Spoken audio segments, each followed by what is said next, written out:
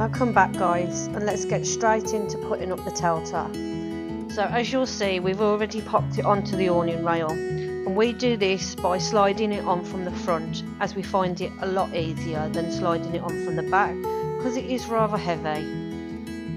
You'll see that Ray is currently in and out behind the awning, and he's making sure that the little flaps that sit behind the air beams against the van are fully down. We did find when we were away at Easter that one was caught up. We didn't realise, as it was only the second time we put it up, and it kind of squeaked when the wind blew. So make sure these are fully down under the air beams before you inflate it, as it's a lot easier.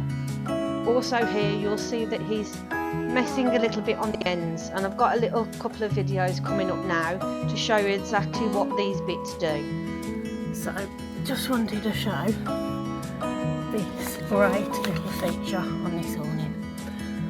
Up behind here where the pole is, you can see these concertinas that are velcroed on. Yeah. So by dropping these down, gives you the length. You'll be on a wonky pitch. I can't quite show you under here at the moment.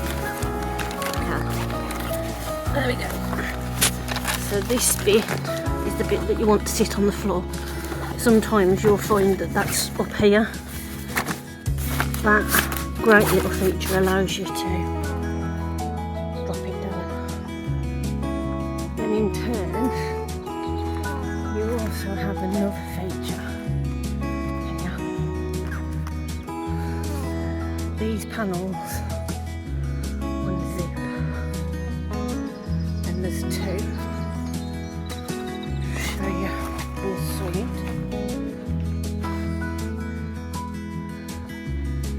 Again, in turn, allowing the side to drop down more. So now we're just inflating it. This did take a little bit longer than it would do usually, as we were off grid. We were just using one of our solar banks to do so we'll skip forward quite quickly, and the next sort of shot you will see is it fully blown up. There we go.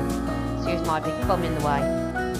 So now we're just kind of making sure that it's fully inflated to as full as we would like it, and kind of twisting out the bottom, I guess you could call it sort of the sewn-in ground sheet that comes across the front of the air beams, and just making sure that we're happy with it.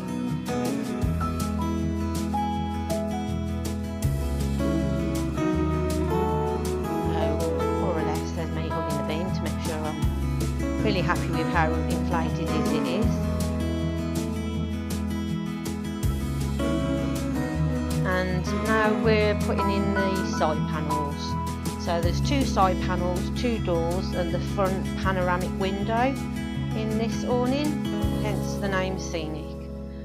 So these can be a little bit fiddly, I'm going to be honest, but the more we're putting it up, we are getting more used to it. This was the third time we popped this awning up. We did it on our off-grid local favourite site, so because we knew that nobody would be watching us. So we're just sliding in the side doors, panels I should say. These do have doors, and we prefer to use the ones on the front, which is one of the reasons why we went for this awning. So we're just popping these in now.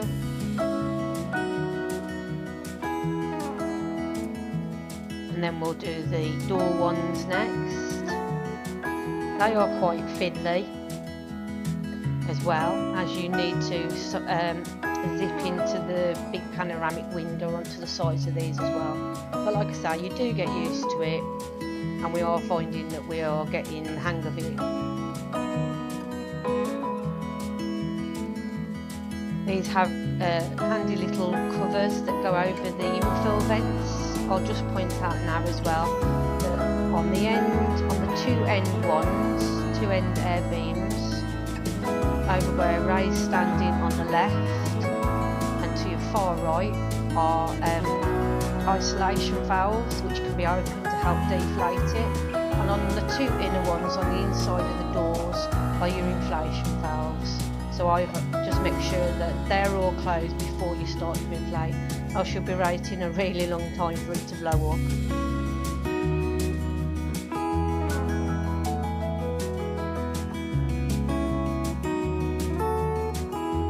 So when we did purchase this, we did buy the veranda pole that you'll see in position now across the front of the front window, and we also brought the new poles for the to go up against the side of the van, just because we thought if we're going to spend the sort of money that this awning costs, that we'd get the right gear basically.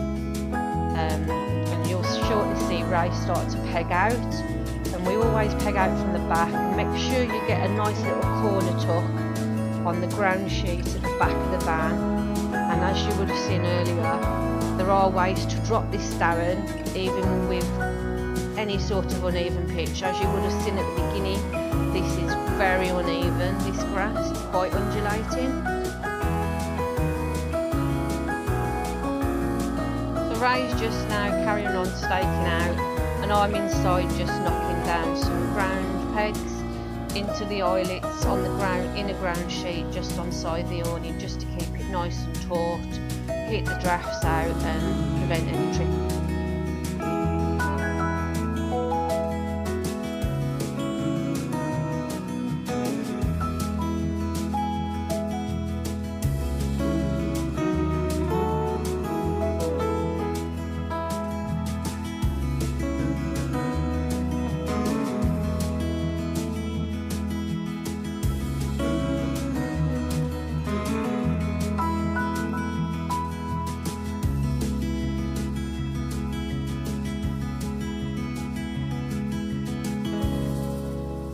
A great little tip here is the points that meet by the door where Ray's doing now, you'll see he crosses them, and this is something we saw when we saw it on display at Canet Caravan Accessories, and it does give it a really nice taut, tight pull down on that point of the door to keep it looking really tidy and give it a good start.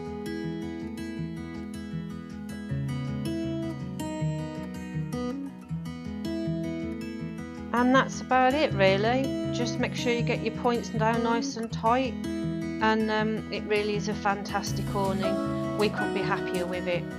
Thanks for watching. See you next time.